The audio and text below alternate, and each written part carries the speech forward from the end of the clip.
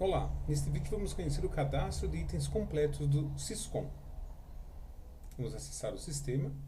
O cadastro de item completo, ele tem essa nomenclatura neste caso, pois nós vamos iniciar um cadastro do item do zero. Nós podemos, caso haja interesse também, pode-se importar um item diretamente da nota fiscal de entrada pelo arquivo XML. Mas nesse caso será o cadastro manual. Vamos acessar o cadastro de item. Então nós vamos iniciar o cadastro, você vai dar um mais para abrir um campo, um registro em branco. Você pode inserir o código que você quiser, ou se você um alfanumérico no caso, ou ele pode buscar o próximo número disponível. Então no caso ele puxou o número 14. Já me puxou a data do cadastro como o dia de hoje, e a data de validade, caso o item tenha data de validade. Ele pode ser impresso nas etiquetas previamente configuradas, caso o cliente desejar. Além disso, ele permite também que você busque o próximo sequencial através do utilitário sequenciais. No caso, ele iria puxar o sequencial 1. Ou, nesse caso, ele está buscando o próximo disponível. A pesquisa ele somente funciona no momento que você não está inserindo.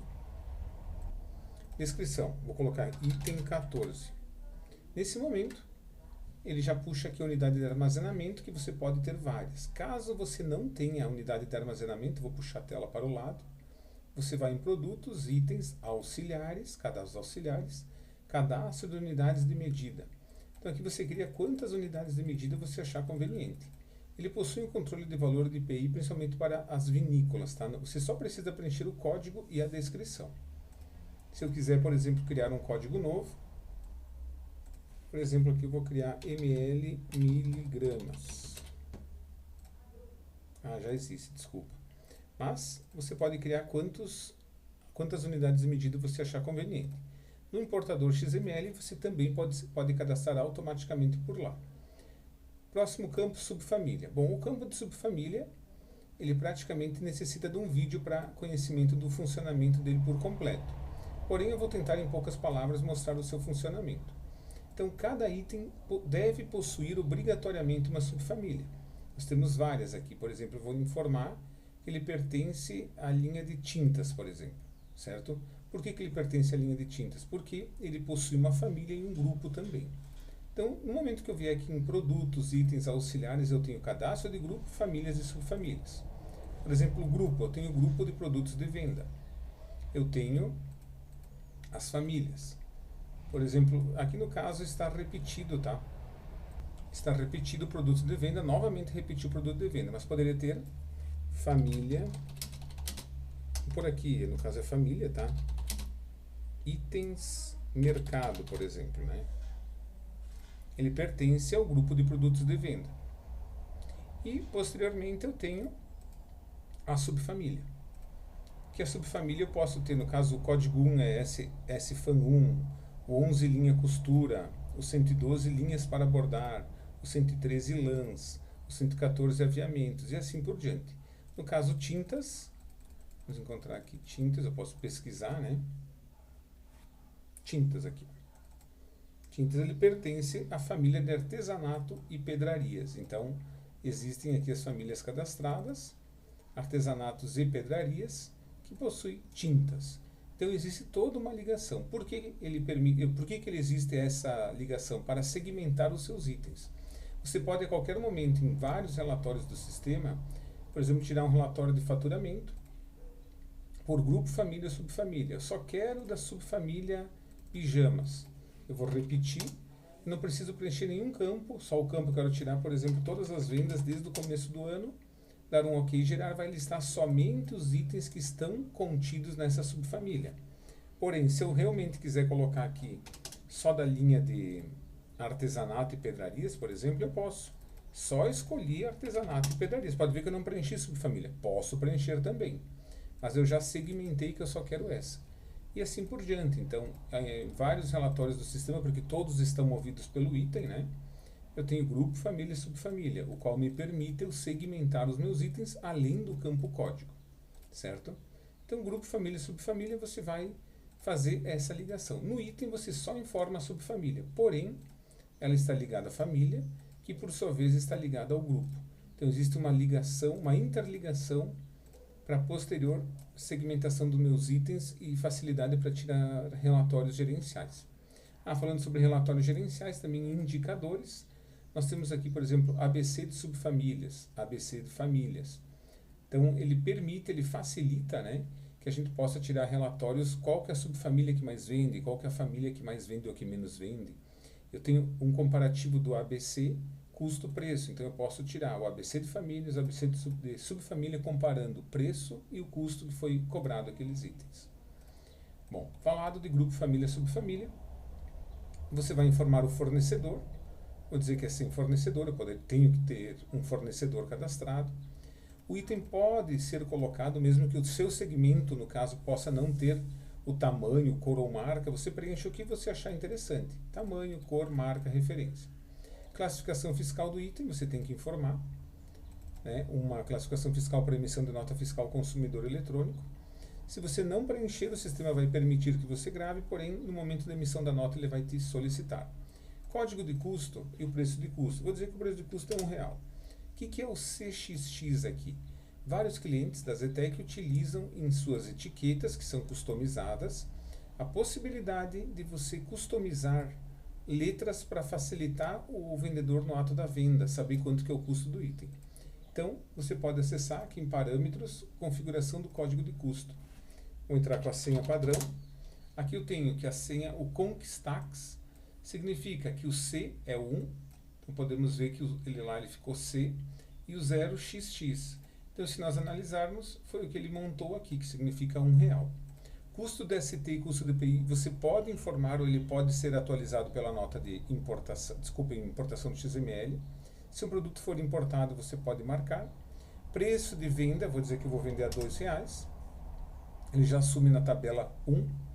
E aqui os dados da última compra. Você pode preencher ou automaticamente será preenchido pela sua nota, tá? Nesse momento eu posso já inserir um estoque.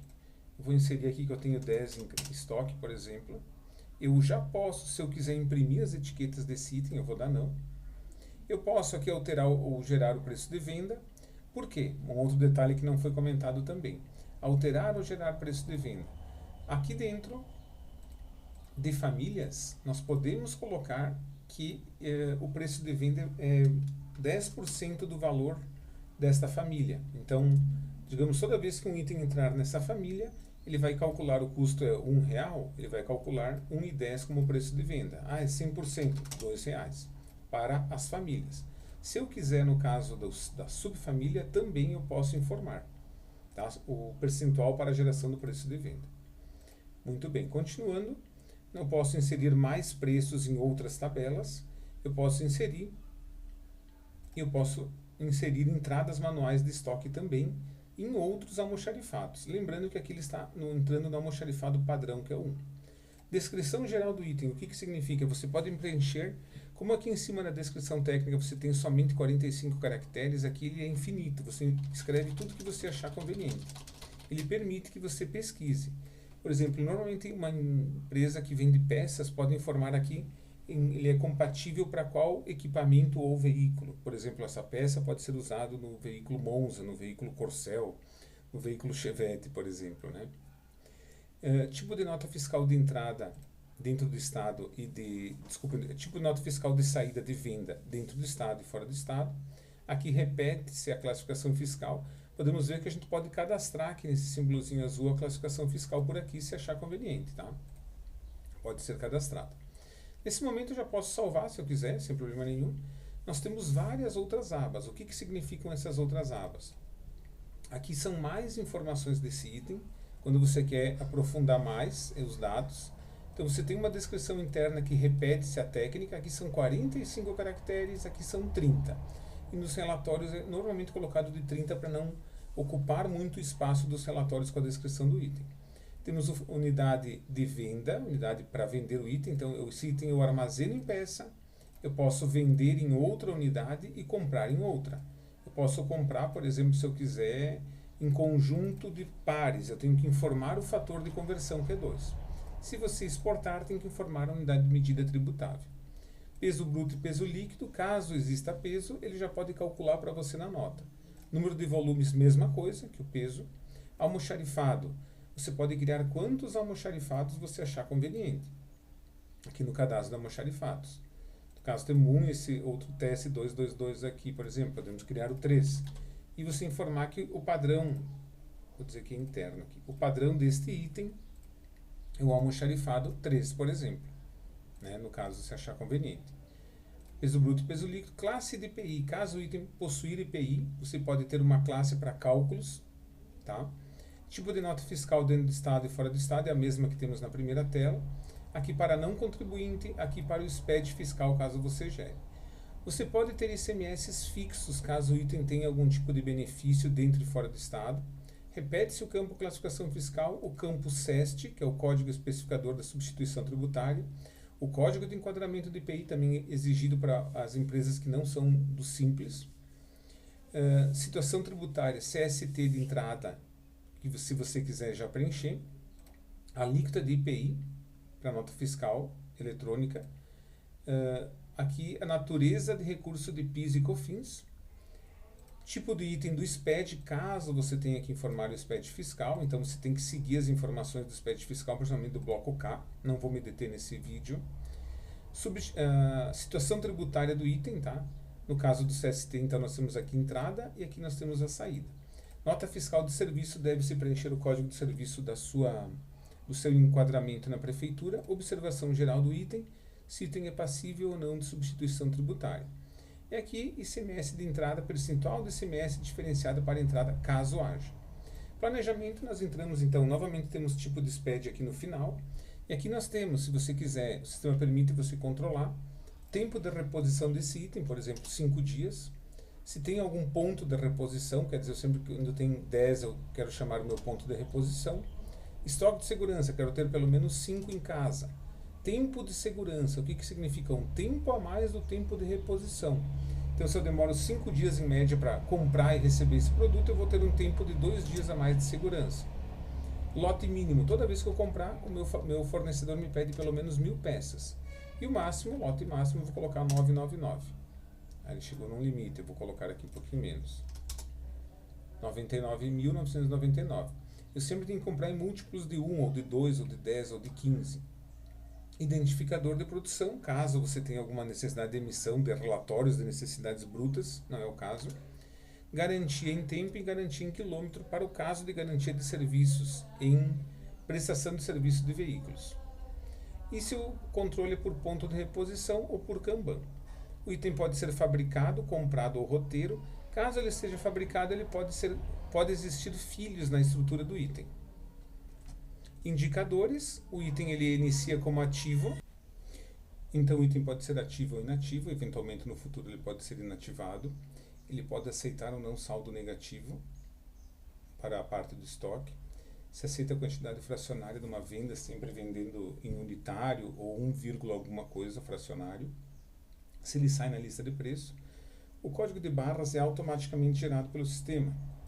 Porém, se ele existir um código de barras real, ele pode ser importado pelo XML ou você pode ler com o próprio leitor de código de barras e inserir nesse campo, ou digitar.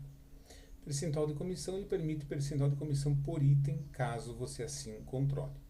Prazo de validade em dias, você pode informar nesse campo. Localização física do item no estoque, prateleira, linha e coluna, que ele se encontra fisicamente no seu estoque. Agora os itens com algumas configurações especiais. Item com função de serviço na ordem de serviço, por exemplo, uma geometria. Item que é um vale presente, você pode ter um item vale presente e gerar o vale presente. Item que pode gerar arquivo de balança, ele pode gerar o arquivo de balança, principalmente em nossa integração com o Kik PDV. Item função desconto, item com função de desconto nas ordens de serviço. E o item ajustável, que é um item que permite também uma configuração de integração com o Kik PDV. E na parte de combustíveis e gás, nós temos o código ANP, que é a Associação Nacional do Petróleo, percentual de GLP petróleo, percentual de GLP nacional, percentual de GLP importado e valor de partida, que são necessários para a emissão de nota fiscal eletrônica. Posteriormente, ainda para a emissão de cupom fiscal, item que é tributado, substituição tributária, isenção, não incidência, ISS, prestação de serviço. E por fim, nós temos um campo chamado histórico, que ele nos mostra aqui os últimos custos dos últimos preços desse item. Todos esses valores eles são utilizados para todos os relatórios que envolvem custo e envolvem preço, para ele buscar daqui, coletar daqui essas informações. Então, de uma forma muito geral, muito ampla, normalmente os clientes, para tornar o processo fácil, cadastram a primeira tela e se detêm as outras conforme as necessidades, ou você pode se posicionar em cima do item que ele é similar, parecido, e clicar aqui na parte de cópia do item. Eu vou criar agora o código 15 igual ao código 14, copiando o preço e todos os dados. Eu criei agora o item 15, que eu cadastrei do zero, cadastrando usando uma cópia e criando o item 14. Desculpa, o item 15. Então, essa é uma apresentação muito rápida, de 15 minutos, sobre o cadastramento do item do zero.